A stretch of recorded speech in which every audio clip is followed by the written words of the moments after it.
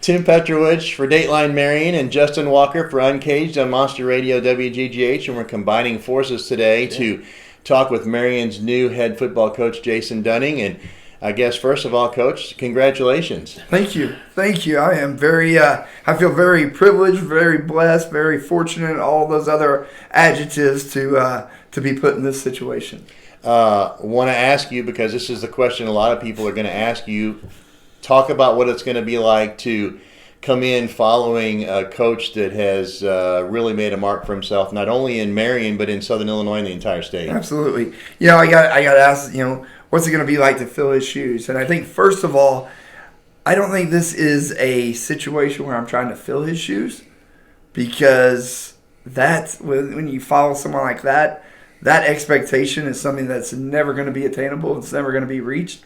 And I guess use the adjective that no one can fill his shoes. His shoes are his shoes, and he's going to take those shoes and take them home and carry them with him. And I've got my own set of shoes and my own process and own goals and own trying to put my fingerprint, my thumbprint on what this program's going to be. And I told one of the guys yesterday, when Coach Martin asked me to start this journey and come here in 2002, leave Carterville and follow him on there, this is just a continuation of that. We set out goals then, we attained a bunch of goals, we created new goals, and I'm going to still continue to work to try to make Marion be the best program that I can make it, and the staff that I'm putting together that we can make it and continue this thing. We saw you at a wrestling match, I guess right after Coach Martin resigned. I guess you had already gone through the interview process, and you kind of mentioned to us, it's whatever happens from here on out, But then just a few minutes ago, you said this has been a long 5 weeks. So take us through the past month. Yeah, it's been a long 5 weeks since the interview process, and I thought the interview went very well. And I kind of had a gut feeling, without disclosing too much, that this was going to happen before Christmas. And then obviously it didn't happen before Christmas, and there's a lot of going, okay, believe in the process, believe in what happened, and then finally it came to fruition there, and now it's done. It's done, and like I said, feel very blessed to be the coach of the Marion Wildcats. And obviously you had Coach Martin's stamp of approval. You've been with him all these years, so that has to make you feel comfortable. And obviously he's a phone call away, or absolutely, actually it's right down the street. He'll probably be here any chance you need him. Right down the street. And and yesterday we had our first quote official team meeting. We met the first time, and we just told the guys that we don't know what's going to happen, but one of the things that Coach Martin's always been very, very adamant about is that if he's doing his job as a head coach, he should be able to step away in the program, continue on as is. And we've had a couple situations where that's kind of happened, and examples of that he's been away, and things go as we've been coached, as we've been taught to do. And I told the guys yesterday that don't expect a whole lot of changes, because I'm probably in the unique situation that I played for Coach Martin at Carterville. I began coaching with Coach Martin at Carterville. And then I was one of myself and Coach Seymour were the two coaches that whenever he decided to come here in 2002, came with him. So I only know one way of doing things. And I told the guys, I said, that's what we believe in. And every off season, we as a staff sit down and go, hey, what do we want to tweak? What do we want to do differently? And this is the recipe, whatever word you want to use to describe, that we've come up with. And we tell them, believe in the process, and we're going to continue it. And practice is not going to look a whole lot different. The schedule, the plan, the calendar that we follow is going to be pretty consistent, because, one, I've been a part of developing that calendar since 2002 here, and it is what it is. I'm not going to change things. We've talked about this before with you in the assistant's role, and then especially going into the Althoff game this year, which is one you talked about where Coach Martin's not here, other people have to step in, and you've been on the defensive side most of the time, and you mentioned the fact that there's guys on that offensive side that know what they're doing, that know how to call plays, that know what play to run at the right time. Is that what you kind of foresee going forward? Is that that's going to be pretty similar? I know this. When you've got guys like Coach Skeet, Coach Vanoy on the offensive side that combine have close to 35 years of coaching experience on that side of the ball, and I've primarily only been, even from the Carterville days, on the defensive side of the ball, the last thing that I'm going to do is be another voice in their head. And I think I've got a proven example to follow. It's just a switch of a reversal of roles in the fact that Coach Martin was the head coach. And he had an idea of what we were doing on defense, but he trusted Coach Sema for all those years. And then when Coach Sema left, he entrusted me to be the D coordinator. Coach Martin wanted to know what we were doing, but he also allowed me to coach and me to do things on defense, and he was worried about, the other side of the ball. And I am not going to try to come and input my beliefs on offense. Hey, you guys need to do this now. No, I'm going to trust those guys. And getting the right guys on the bus right now is a big objective of finding out who's going to do what. But Coach Skeet and Coach Vanoy do an amazing job, and since the transition, they have been working their rear ends off, coming up with a game plan, and told the guys in the team meeting yesterday, we're ready to roll. We're ready to go right now, and those guys are confident in what they're doing. And I'm going to take more of the role of kind of managing the game and going, hey, I think we need to do this here. But as far as calling plays and scheme-wise, that's up to those guys. They've got experience, and me would just be throwing a wrench in it and messing stuff up. So does that mean you'll stay in charge of the defense, or are you going to bring someone in to help you with that, or what's the mindset going forward with that? The plan as of today, Justin, I'm going to call the defense. I've got some ideas to kind of help me as far as practice-wise, so I can take more of a role of running practice, managing the game. When the defense is off, I will be in tune to what the offense is doing and let those guys kind of fix the things and adjustments. But I plan on staying the defensive coordinator. Yeah. I wasn't going to do this to you, but there is a prime example of what you just described as far as staying out of the offense. Powder Puff game, I was here. Never mind. No, it came. You took the freshmen, right? I took the freshmen to the championship against the seniors, and now Correct. The senior squad was loaded. Correct. I mean, like the best female athletes in this school were on that senior squad. He had the freshmen, took them to overtime. Got beat on a trick play in overtime, I think, and then it's like a bad ref call or something. I don't know, but it was close. It was close, and I did not.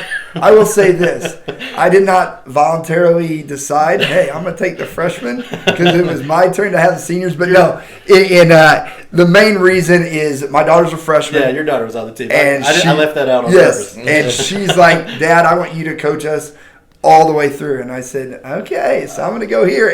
And I learned in Powder Puff, there's a reason why I stick to the defensive side of the ball and not call offensive plays. I wanted to bring that up just for fun, but also it was kind of neat. Well, not neat the way it happened, but the Althoff game, Tim brought it up, and you alluded to it. For that Althoff week to happen the way it did was kind of a nice practice run for everybody else. It was going because I mean there was obviously the chance that Coach Martin would retire. He hadn't said for sure yet, and we knew anything could have happened. But that week it was almost like, oh my goodness, this is what next year might look like. Correct. And it worked out that way. And I'm not gonna lie, whenever Coach Martin first began this process 3 years ago, when he first kind of had told us, hey, guys, this is it. In my back pocket, I kind of started going, okay, what do I need to do if I want to put myself in place to be the next guy? What do I need to do from then on? And so for the last 3 years, there's been a little extra observation of going that. And you're exactly right. There was that situation, and then there was the the situation where Coach Martin and the tragedy in his family, that he stepped away, and so that was an opportunity to step in, run practice, get a real feel for the next, however, because at that point I didn't know how long it was going to be. No one knew how long it was going to be, but it was an opportunity to get some experience there, because then all eyes turned on someone, and and like I said, Coach Martin's done an amazing job in preparing, not just myself, because I think going into this, our hopes as a staff was that it was going to stay in-house. That it was going to go to either myself or Coach Skeet. We both applied. We both got interviews. And I think, our goal was to keep things as consistent for the staff, for the players, for the program, to keep this thing running. But you're exactly right. Going into the Althoff game, in the back of my head, I'm going, okay, this is a great preview of what next season, because the people that are really close to him, had already known at that point what was happening. And on the way home, my son was riding the bus with me, and he goes, "So what do you think?"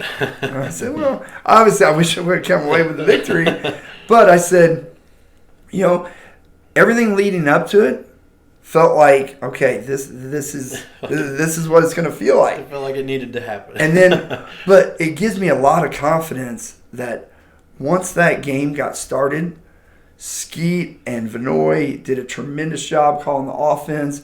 We had Dennis Druss there that we're hoping to keep him involved. But the game started, and outside of doing the pregame talk, outside of the coin toss before the game, and talking with you guys and the people afterwards, everything else felt like the other 22 years of coaching. that you guys do the offense, I'm going to do the defense, try to get you the ball back, go score. But I've got total confidence in those two guys to take care of the offense. Just keep me out of it. And, if we talk about that Althoff game, everyone's going to say, well, you lost to Althoff. How'd that happen? But, I go back and think about that. 4 plays. Mm-hmm. Basically 4 plays, and and so give Althoff benefit of the doubt on at least 2 of them that they make those plays. So maybe you had 2 bad plays in the whole game. Mm-hmm. So it was really a good game that just was really weird. And it's like having that big test in school, and then you get to go back and analyze it. Coach Martin sat up here and watched the game, and he brought us in as a staff and said, "You guys did. There's nothing I would have changed. I thought they did a great job calling plays." And you're right. They caught the 2 out routes and took them. That's going to happen. You didn't scheme us. Nothing that you did. And then we gave up the kickoff return and the fumble return. And then we had the fumble return. And you're right. 4 plays. And even after the kickoff return, I'm thinking, hey, you guys. And I remember talking to Skeet and JJ on the sideline. I'm like, hey, keep doing what you're doing. We're going to get the ball back. You guys take it down and score. And they're drive, and then all of a sudden fumble, and there it goes. It's like, but no, I feel, thinking back to that, I'm like, okay, take that, transplant it in. We've got this thing. We can roll. And then you're right. You mentioned, I think, a while ago, Coach Martin's a phone call away. That, he's there to talk. He's there to throw ideas off of. As I mentioned, I hope to keep Coach Druss on staff, because I know you put the 3 of us, all 3 guys, in essentially new roles, and I want that experience. I want that guy to be able to go, hey, young guys, easy. You guys need to do this, or being able to, send Coach Martin film and go, hey, what do you think? And I've got a pretty good idea what he's going to come back and say most of the time, because, we've had the unique opportunity of not just have all this experience together, but have all this experience under the same kind of, and they talk in the college football that so-and-so is under the whoever coaching tree. You got 3 guys that have been together under the same coaching tree. So the influence is very, very similar throughout all of us. Make sure you keep Wimbo too. Got to keep Wimbo. Wimbo is still going to be. He's going to. do what he does a tremendous job of, and that's with filming and huddle and being able to go, hey, Wimbo, tell me what you think. I was going to say, he will Yes. tell you. Yeah. You mentioned keeping the young guys in line. That's another thing he's really good at. He'll be able to say, He'll be hey, able now. to come and go, hey, and still be a part. But I feel like I've got a staff. There's a couple pieces that are in the work, in the process, that I hope to finalize, and that's why up there on the board, number one is finalizing that staff, and then we can get rolling. Well, let's talk a little bit about meat and potatoes now. We've Okay. talked about Jason Dunning some, and we'll probably do that again a little bit, and the whole journey and everything like that. But this is an exciting time to be part of Wildcat football. You know, you'd start looking at who's coming back from last year's team, and you've got maybe two of the best running backs in Southern Illinois. You've got a lot of people on both sides of the ball that have experience that are coming back. Your underclass teams were very good last year, so this is a really good time to be part of Wildcat football. And so you know, maybe that's a blessing and maybe that's a curse for you coming in, but it is a good thing to have that kind of a foundation to build on. And I think, and to add to that, you know, because I try to think about other guys taking new jobs, and you come in and you've got to put this staff together that doesn't know anybody. You've got to essentially bring in and trying to put your thumbprint, your definition of what a program is.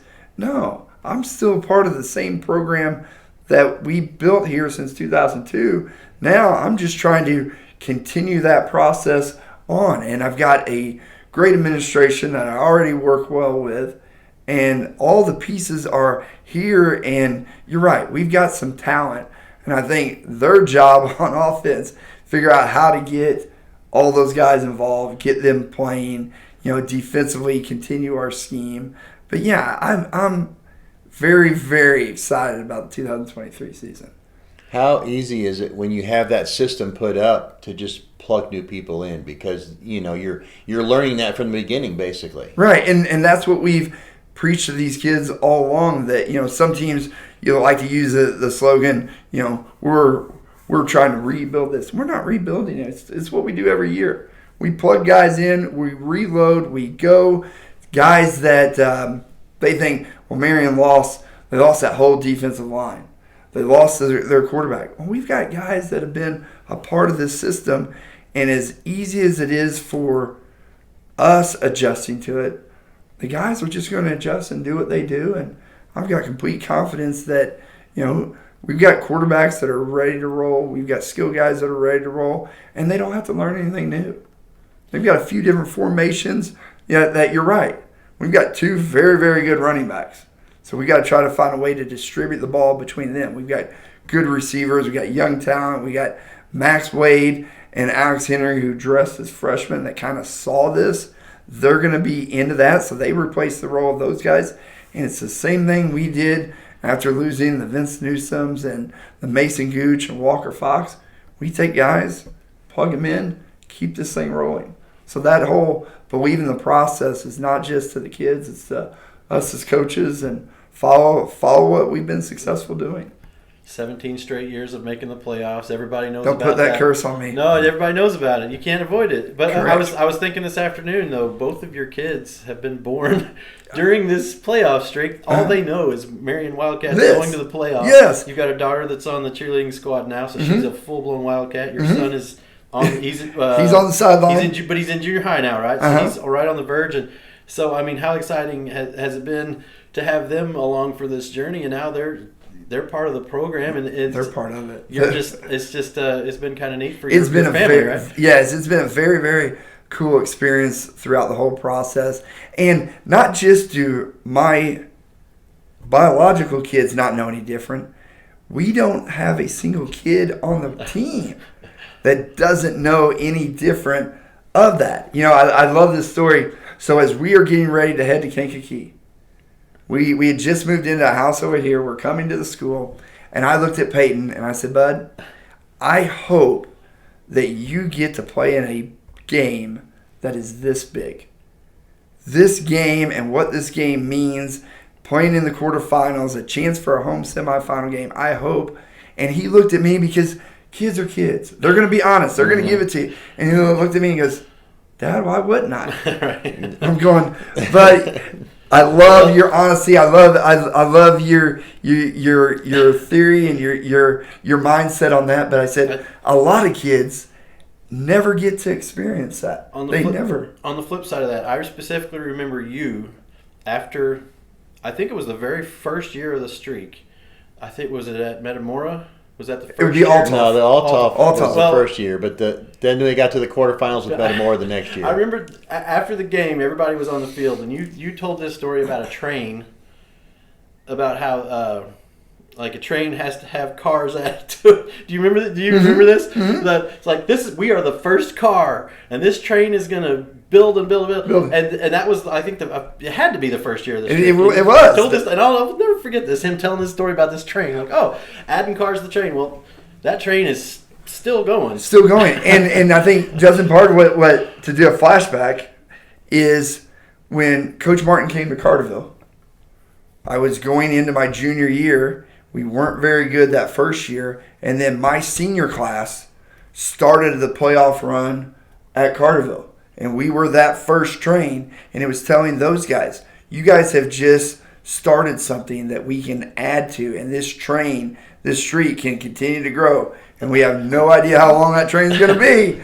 But that train's going to continue to grow. And that same analogy that I started that day is still the thought process, because we're still a part of this. And I want this thing to continue on, and the motivation and the drive to add to that train and that streak is still there. And we've got some opportunities to still do some things that this program hasn't done. And I told I guess one other story after the Kankakee loss. The loss hurt. But it was, and it still motivates me when we took the program over here. We had people tell us, you guys won't be successful here. You guys can't win here. You guys can't do this. And the opportunity that had we won that game, to have a home semifinal game here, to say to all those guys, hey, remember when you said we couldn't do this? So that's still attainable. That's still a goal out there. And, I want Marion to still embark and still do some things that haven't been done. There's still history that can still be written here. And this is not just a new journey, but it's a continued journey that still has some stuff to build on. We're about to run out of time, but I want to ask this question because we've talked about the streak. Mm-hmm. And with Coach, and I want to see if you have a similar rule to Coach Martin, because with the streak, he already said it. He already said we don't talk about it. But I know with the streak, you can mention it in the preseason interview. Then you cannot use the word streak until the 6th win is over. Is it going to stay that way? Absolutely. I don't know any difference, because the things that I was told and I heard were still my beliefs then, are still going to continue on. And we have to talk about it. The media we does. Have to talk about you guys have to talk about it. I don't. But he says after the preseason interview, we can't use that word with him until win number 6 is in the books. Correct. We can talk about it. Correct. We can do that. But, it's still going to be the same goals. Hey, win the first game. Win the first home game. Play for a conference title. Play for a playoff berth. And then you guys want to use the word streak, then we'll start using the streak. But, I hope to I wish we could do it where once we achieve that, we put the number up, and then you can talk about it. But is that our ultimate goal, to continue? Yes. No. For you guys it is. No. Yes, it is. It's continue to win ball games. This is the only way I build my wardrobe. With playoff shirts. Come on. But I think continuing on what was started, that I was a part of in developing and maintaining, and that is the culture. Wins and losses are going to come, they're going to go. But getting our kids to be the best young men and women that we can, be the best husbands, be the best wives, fathers, that's the ultimate goal. And that's not going to change. That's going to be that was the way I was brought up and played. That's the things I heard. That's the things I believe in. And that's the things that will continue with the program. All right, that's Jason. We never did talk about meat and potatoes. You had food on my brain I know. when I'm you sorry said about that. that. And I'm I'm like, when are sorry we going to about talk that. about meat? It and was a potato? metaphor. It was a metaphor. Allegories. Yes. This is Jason Dunning. He's the Yes, new Marion head football coach. We'll get to talk to him a lot more as the season comes up and throughout the football season. That's Justin Walker. He's along with me, the co-host of Uncaged. This is also on Dateline Marion. I'm Tim Petrowich. So long.